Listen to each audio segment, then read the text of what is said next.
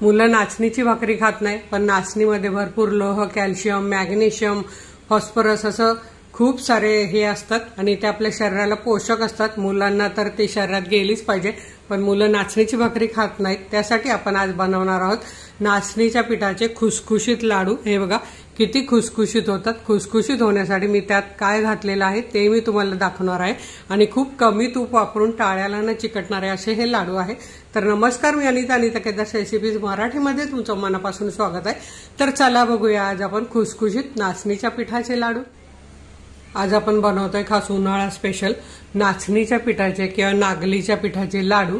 तर इथे मी घेतले अर्धा किलो नागलीचं पीठ किंवा याला नाचणी पण म्हणतात। आता तुमच्याकडे जे म्हणत असाल ते तुम्ही म्हणा। आणि खूप थंड असते, भरपूर लोह, मॅग्नेशियम, कॅल्शियम भरपूर असतं, त्यामुळे हे मुलं तर भाकरी खात नाही। आपण मोठे तरी भाकरी खातो, मुलं खात नाहीत। तर त्यासाठी उन्हाळ्यात असा गोड जर लाडू मुलांना रोज एक दिला तर अतिशय चांगलं असतं। माझी मुलं पण भाकरी खात नाही, पण लाडू आवडीने खातात। तर अर्धा किलो मी घेतलंय इथे नाचणीचं पीठ, अर्धा किलो घेतलाय गूळ। आता तुम्ही म्हणाल अर्धा किलो कसं काय, तर मी पुढे दाखवते। आणखी मी याच्यात लाडू खुसखुशीत होण्यासाठी काय टाकणार आहे ते। आणि इथे मी सुका मेवा घेतलेला आहे। तर 15-20 अगदी फक्त बदाम घेतले, बदाम कमी घेतलेले आहेत। 25 ते 30 काजू आणि 25 ते 30 अक्रोड, कारण हे खूप चांगले असतात शरीरासाठी, ते घेतलेले आहेत। ह्याचं पण पुढे कसं बारीक करून घ्यायचे ते मी तुम्हाला दाखवणार आहे। आणि 1 कप तूप घेतलेलं आहे। जायफळ आपल्याला अर्ध लागणार आहे, ते किसून लगेच घालायचं।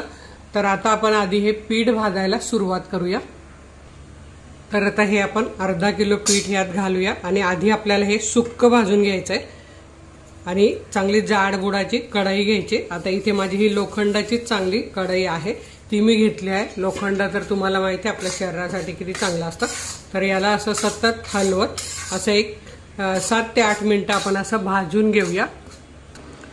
हे आपल्याला सतत असं हलवायचं आहे, खाली लागू नाही द्यायचं आहे। आणि सुक्क पीठ छान भाजलं जातं। तुम्ही तुपात भाजला गेला तर ते वेळ खूप लागतो, त्यामुळे असं सुक्क पीठ छान असं भाजून घ्यायचं 7 ते 8 मिनिटं। आता मी तुम्हाला भाजल्यावर दाखवते। सतत हलवायचं आहे, ते ठेवून कुठेही जायचं नाही आणि गॅस बारीक ठेवायचा आहे, म्हणजे आपलं पीठ छान भाजलं जाईल। लाडू खाताना असा लाडू खुसखुशीत लागला पाहिजे, कच्चं लागलं नाही पाहिजे, नाहीतर मग कोणी खायला मागत नाही। आता इथे आपलं पीठ हे जवळजवळ 8 मिनिटं मी भाजून घेतलेलं आहे। पिठाचा थोडासा रंग पण बदललेला आहे आणि सुगंध पण येतोय। आता आपल्याला आणखी 2 मिनिटं भाजायचं आहे।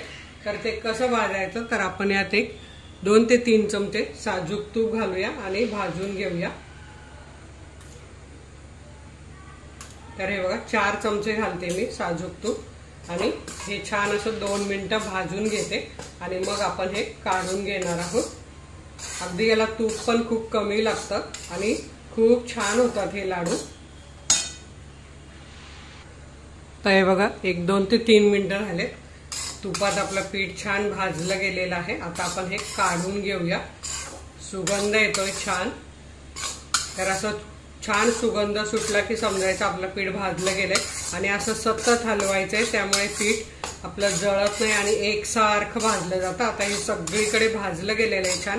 आणि माझी लोखंडाची कढई, त्यामुळे ती तर तुम्हाला माहिती आहे चांगली तापते, त्यामुळे छान असं हे पीठ भाजलं गेलेलं आहे। आता हे मी काढून घेते आणि पुढे लाडू खुसखुशीत होण्यासाठी काय काय घालायचे ते मी तुम्हाला दाखवते। आणि पूर्ण म्हणाल तर आपण हे पीठ 10 ते 11 मिनिटं भाजलेलं आहे। असं छान पीठ भाजून घ्यायचं। जर तुम्ही तूप टाकलं तर तुम्हाला अगदी 20 ते 25 मिनिटं लागतील, कारण तुपामुळे पीठ भाजायला वेळ लागतो, त्यामुळे कधीही सुक्क भाजा आणि लाडू छान होतात, त्यामुळे तूप पण कमी लागतं।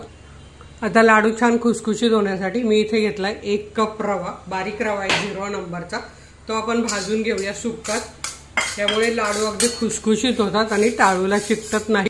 आता आपला इथे रवा 4 मिनिटं छान असा भाजून झालेला आहे, तो आपण आता ह्या नाचणीच्या पिठावरच काढून घेऊया।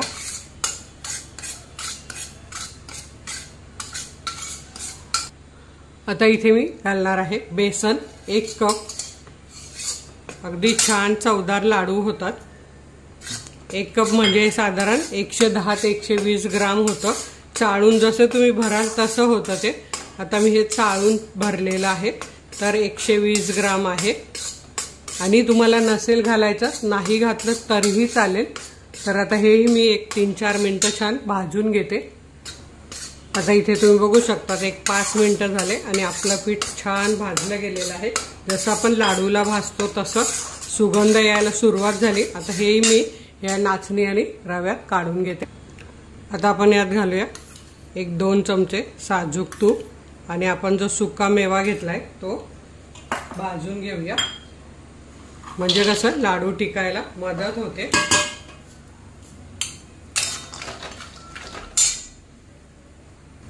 आता इथे बघा आपलं झाले अर्धा किलो नाचणीचं पीठ, 150 ग्राम रवा आणि 100 ग्राम 110 ग्राम भाजल्यावर ते थोडं कमी होतं त्याचं वजन, तुम्हालाही माहित असेल। तर 100 ग्राम बेसन पीठ हे जवळजवळ पाऊण किलो झालं आणि हा सुका मेवा आहे आपला एक 150 ग्राम, तर त्यामुळे जवळजवळ हे 900 ग्राम झाले। तर अर्धा किलो गूळ अगदी परफेक्ट आहे, म्हणजे लाडू खायला चांगले वाटतात, जास्त गोड पण नाही आणि जास्त कमी गोड पण नाही, मध्यम असे। तर हे प्रमाण अगदी बरोबर आहे। आणि तुम्ही जर रवा बेसन घालणार नसाल तर तुम्ही एक 350 ग्राम गूळ घ्या आणि बनवा। तर हे बघा किती छान सोनेरी रंग येईपर्यंत हे भाजून झाले। आता हे आपण काढून घेऊया आणि हे थंड करून मिक्सरमध्ये बंद चालू करत आपण हे भाजून घेऊया, बारीक करून घेऊया।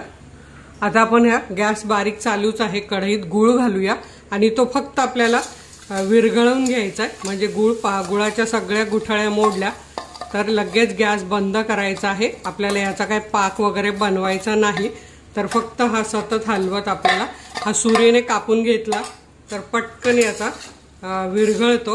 तर हा आपण असा विरघळवून घेऊया, तोपर्यंत हे आपण थंड करून घेऊया। हे जे बेसन, रवा, नाचणीचं पीठ आणि हा सुका मेवा थंड करून मिक्सरला मी बारीक करून घेते, तोपर्यंत इकडे पण लक्ष द्यायचं आहे। हा गूळ आपल्याला असा विरघळवून घ्यायचा आहे। गूळ तिकडे विरघळतोय तोपर्यंत आपण हे साजूक तूप असं, आता हे माझं घरचंच तूप आहे त्यामुळे घरीच उकळलेलं आहे। जर तुम्ही बाहेरचं तूप घालणार असाल तर ते उकळून थंड करून घ्या। तर आता मी हे तूप असं मिक्स करून घेते, कारण तूप पण थोडं पाहिजेच आपल्याला। तर आता हे छान असं मिक्स करून घेते, म्हणजे हे थंड पण होईल आणि मिक्स पण होईल। आता इथे मी हे उरलेलं तूप पण घालून घेते आणि सगळं मिक्स करून घेते। आता इथे आपला सुका मेवा पण थंड झालेला, हा मिक्सरमध्ये बंद चालू करत बारीक करून घेते। इथे तुम्ही बघू शकता गूळ आपला पूर्ण विरघळलेला आहे। अगदी 1-2 खडे असतील तर ते गरमीने, कढई गरम आहे, ते विरघळून जातील, कारण याचा आपल्याला पाक नाही बनवायचा आहे। तर हे बघा गूळ चांगला विरघळलेला आहे। आता आपण ह्या पिठात घालून घेऊया। आता इथे तुम्ही बघू शकतात मी पीठ कसं साईडला घेऊन मध्ये असं गोल करून घेतलेला आहे आणि त्यात आपल्याला आधी पाक घालून घ्यायचा आहे, कारण गरम आहे पाक, त्यामुळे तो लगेच सगळ्या पिठावर घालायचा नाही, तर असा मध्ये घालून घ्यायचा आणि थोडा थंड झाल्यावर मग पटापट आपल्याला सगळं हे मिक्स करून घ्यायचं आहे। कढईतच आपण ठेवला तर त्याचा पुढे पाक होईल, म्हणून कढईतून आपल्याला काढून घ्यायचा आहे आणि आता असा हा थंड करायचा आहे आणि मग आपण हळूहळू हे बघा आपोआपच ते पीठ पण मिक्स व्हायला सुरुवात होते। तर हे बघा आपले हे काजू, बदाम, अक्रोड जाडसर असे बारीक झालेले आहेत, ते घालून घेऊया आणि जायफळ किसून घेऊया। जर तुम्हाला वेलची पावडर घालायची असेल तर तीही तुम्ही बारीक करून घालू शकता। आणि हे बघा जायफळ असं अर्ध्याला थोडं कमी असं मी किसून घेतलेलं आहे। असं सुगंध एवढा येतो लगेच किसल्यावर, तर असं लगेच किसून घालायचं, हे सगळं छान पुसून घ्यायचं। आता आपण हे सगळं आधी मिक्स करून घेऊया, थोडंसं गरम आहे त्यामुळे असं उलटणीने हे मिक्स करून घेऊया आणि लाडू बांधायला सुरुवात करूया। आता इथे काय करायचं, मिश्रण कोमटच आहे तोपर्यंत असं हे हाताने सगळं एकजीव करून घ्यायचं आहे, म्हणजे सगळीकडे गूळ पण लागेल, असा हाताने करून घ्यायचा आहे। आणि हे बघा लाडू अगदी सहज वळला जातो आणि खूप खुसखुशीत होतो हा लाडू। बघा इथे तुम्ही बघू शकता जास्त तूप पण नाही लागत आणि खुसखुशीत असा छान लाडू होतो। तर मी हे बघा तुम्हाला अजून एक लाडू बनवून दाखवते। असे मस्त लाडू होतात, ते खायला पण अप्रतिम लागतात। असं हातावर मिश्रण असं चोळून घ्यायचं आणि लाडू वळायला सुरुवात करायची, म्हणजे पटकन लाडू वळला जातो आणि तुम्हाला ज्या साईजचे पाहिजे त्या साईजचे तुम्ही लाडू वळू शकतात। आता मी हे बाकीचे सर्व लाडू वळून घेते आणि तुम्हाला दाखवते। हे बघा अगदी पटापट पटापट लाडू वळून होतात। आपला तूप गुळ परफेक्ट प्रमाण झालेलं आहे आणि मी हे कमेंट बॉक्सला तुम्हाला सगळं साहित्याची लिस्ट देणार आहे। आणि इथे तुम्ही बघू शकता रंग किती सुंदर आलेला आहे आणि आपल्या एवढ्या मिश्रणाचे 30 लाडू अगदी मस्त झालेले आहेत। चवीला तर अप्रतिम लागतात। तर तुम्ही सुद्धा नक्की करून बघा। तर मी तुम्हाला एक लाडू तोडून दाखवते, किती आतमध्ये खुसखुशीत झाले आहेत आणि एकदम कमी तूप। हे बघा बघा असे खुसखुशीत झाले पाहिजे, म्हणजे हे आपल्या टाळूला पण चिकटत नाही आणि चवीला तर अप्रतिमच लागतात। आणि अगदी तुम्ही मुलांना हा जर रोज एक लाडू दिला तर खूप छान। तर तुम्ही हे नक्की करून बघा। व्हिडिओला लाईक करा आणि आपल्या मित्रमैत्रिणींना शेअर करायला विसरू नका। वेळात वेळ काढून व्हिडिओ बघितल्याबद्दल तुमच्या मनापासून धन्यवाद। अशाच माझ्या छान छान रेसिपी बघा, बनवा, खा आणि हेल्दी राहा। धन्यवाद।